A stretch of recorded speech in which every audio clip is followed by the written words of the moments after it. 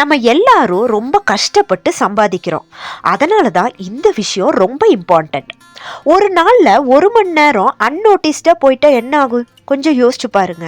வருஷத்துக்கு 365 ஹவர்ஸ் வேஸ்ட்டாக போயிடும். அதாவது 15 நாட்கள். அந்த 15 டேஸை நம்ம சீரியஸாக பயன்படுத்தினா எவ்வளோ சேஞ்ச் வரும்னு கொஞ்சம் யோசிச்சு பாருங்க. நான் குறை சொல்லலை, ஒரு அப்சர்வேஷனை மட்டும் உங்கள் கூட ஷேர் பண்ண போகிறேன். வெல்கம் டு நம்ம வீட்டு சேவிங்ஸ். இது 30 டேஸ் 30 மணி டிப் சீரீஸ். இன்னைக்கு டே 23ல் நம்ம பார்க்க போகிறது டைம் சேவிங். இது பணம் சேமிக்கணும்னு மட்டும் பேசுகிற ஸ்பேஸ் கிடையாது. இந்த வீடியோவில் நம்ம கோல் என்னன்னு பார்த்தீங்கன்னா, டைம் சேவ் பண்ணுறது மூலயமா அமௌண்ட்டை எப்படி சேவ் பண்ணலான்னு கற்றுக்கிறது. ஏன்னா நேரத்தை கவனிக்காமல் இருக்கிற இடத்துல தான் பணம் சத்தம் இல்லாமல் வெளியேறுது. லேட் ஃபீஸ் ஆகட்டும், ஒரு அன்பிளான்டு எக்ஸ்பென்ஸ் ஆகட்டும், லாஸ்ட் மினிட்ல நம்ம எடுக்கிற டிசிஷன் ஆகட்டும், ரூட் காஸ் எல்லாமே எங்கே போய் முடியுதுன்னா டைம் மேனேஜ்மெண்ட்டில் தான். அதனால தான் இந்த சீரீஸில் நாம் மணி டிப்ஸ் மட்டும் பேச மாட்டோம். டைம் டிசிப்ளின் எப்படி மணி டிசிப்ளினாக மாறுது அதுதான் இங்கே ஃபோக்கஸ் பண்ண போகிறோம். ஏன் சொல்கிறேன்னா, நேரத்தை ரெஸ்பெக்ட் பண்ணால் அமௌண்ட்டும் ஆட்டோமேட்டிக்லி ப்ரொடெக்ட் ஆகும். First bill and EMI reminder பற்றி பார்க்கலாம். ஒரு கரண்ட் பில்லு கட்டணும், கிரெடிட் கார்டு டியூ டேட் வருது, லோனோட இஎம்ஐ இருக்குது, இன்சூரன்ஸை ரெனியூவல் பண்ணணும், பிள்ளைங்களுக்கு ஸ்கூல் ஃபீஸ் இருக்குது. இதெல்லாம் டேட்டுக்கு கரெக்டாக கட்ட வேண்டிய பில்ஸு. நம்மளுக்கு ஆட்டோ டெபிட் ஆகும்போது பிரச்சனை வராது. மேனுவலாக பண்ணும்போது டேட்டு நம்மளுக்கு தெரியும் இன்றைக்குள்ளே கட்டணும்னு. ஆனால் பிசி அப்படின்னு அப்புறம் பார்த்துக்கலான்னு போஸ்ட்பான் பண்ணும்போது லேட் ஃபீஸ் கட்ட வேண்டியது வரும். ஒரு 300 ரூபாலேருந்து 500 ரூபா வரைக்கும். இப்போது ஒரு ரிமைண்டர் செட் பண்ணுறதுக்கு 2 நிமிஷம் கூட ஆகாது. ஒவ்வொன்றுத்துக்கும் ரிமைண்டர் செட் பண்ணி வச்சுட்டிங்கன்னா இந்த ப்ராப்ளம் வராது. இப்போ டிலே ஆயிடுச்சுன்னா லேட் ஃபீஸ் கட்டுறது மட்டும் இல்லாமல் கிரெடிட் ஸ்கோர் கூட நம்மளுக்கு பாதிக்கலாம். இது கேர்லெஸ்ன்ட்டு இல்லை, டைமை ரெஸ்பெக்ட் கொடுக்காம விட்டதோட ஒரு ரிசல்ட்டுன்னு கூட வச்சுக்கலாம். இப்போது 2வதாக மீல் பிளானிங் பற்றி பார்க்கலாம். டெய்லியும் என்ன சமைக்கிறது, என்ன சாப்பிட்றதுன்னு ஒரு கன்ஃபியூஷன். லாஸ்ட் மினிட்ல சமைக்காமல் விட்டதோட ரிசல்ட் என்னன்னு பார்த்தீங்கன்னா, அவுட் சைடில் நம்ம ஆர்டர் போட்டுருவோம். அதோட எல்லா சார்ஜஸும் சேர்த்து கடைசியில் மந்த் எண்டில் ஆயிரக்கணக்காக சாப்பாட்டுக்கு மட்டுமே செலவு பண்ணியிருப்போம். சண்டே ஒரு 20 நிமிஷம் மட்டும் செலவு பண்ணி அந்த வாரத்துக்கான மீல் பிளானிங் பண்ணிங்கன்னா உங்களுக்கு டைம் சேவ் ஆகும், காசு சேவ் ஆகும், உங்கள் ஹெல்த்து கூட சேவ் ஆகும். 3வது நம்ம ஷாப்பிங் அண்ட் கிராசரி பற்றி பார்க்கலாம். நம்மளுக்கு என்ன வாங்கணும்னு ஒரு லிஸ்ட்டு இல்லாமல் மார்க்கெட்டுக்கு போயிடுறோம். அப்போ தான் கண்ணில் படுறதெல்லாம் நம்ம வாங்கிடுவோம். ஸோ லிஸ்ட்டு இல்லாமல் போனால் இம்பல்ஸ் பையிங் கண்டிப்பாக நடக்கும். சிலதெல்லாம் ஆஃபர்ஸ் இருக்குன்னு வாங்குகிறோம், ஆனால் அது தேவையா? கிடையாது. 10 நிமிஷம் லிஸ்ட்டை ரெடி பண்ணுங்க, பில்லு ஆட்டோமேட்டிக்லி குறையும். ஏன்னா நம்ம லிஸ்ட்டில் இருக்க பொருளை மட்டும்தான் வாங்க போகிறோம், தேவையில்லாதெல்லாம் வாங்க மாட்டோம்.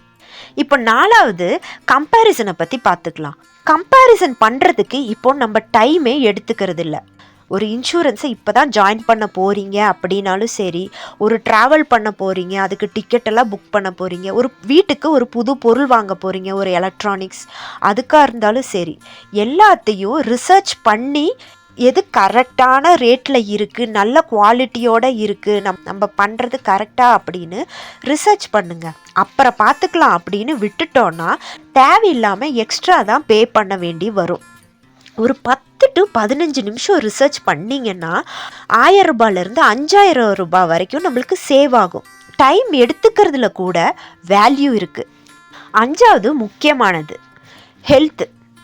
இப்போ டைம் இல்லை அப்படின்னு சொல்லி எக்ஸசைஸ் பண்ணுறத அவாய்ட் பண்ணிடுறோம், நம்ம தூக்கத்தை காம்ப்ரமைஸ் பண்ணிடுறோம், மெடிக்கல் எக்ஸ்பென்ஸ் எல்லாம் அப்புறம் பார்த்துக்கலாம் இப்போ என்ன அப்படின்னு விட்டுடுறோம். டெய்லி ஒரு 20 நிமிஷம் ஹெல்த்துக்கு கொடுத்தா ஃப்யூச்சரில் சப்போஸ் வரக்கூடிய ஒரு பெரிய எக்ஸ்பென்ஸையே நம்ம அவாய்ட் பண்ணலாம். ஹெல்த்துக்கு கண்டிப்பாக டைம் கொடுக்கணும். இன்னொரு முக்கியமான விஷயம் நம்ம 6வதாக பார்க்க போகிறது டாக்குமெண்ட்ஸ் அண்ட் ஃபினான்ஷியல் கிளாரிட்டி. நம்ம வீட்டோட முக்கியமான பேப்பர்ஸ் எல்லாம் ஒரே இடத்துல கரெக்டாக ஃபைல் பண்ணி வச்சுருக்கணும். இப்போ வீட்டோட டாக்குமெண்ட்ஸ் அப்படின்னு பார்த்தீங்கன்னா சேல் டீடு, ஈசி, பட்டா, சிட்டா, ப்ராப்பர்ட்டி டேக்ஸ் ரிசிப்ட்டு, இது எல்லாத்தையும் ஒரு தனி ஃபைலில் வச்சுருங்க.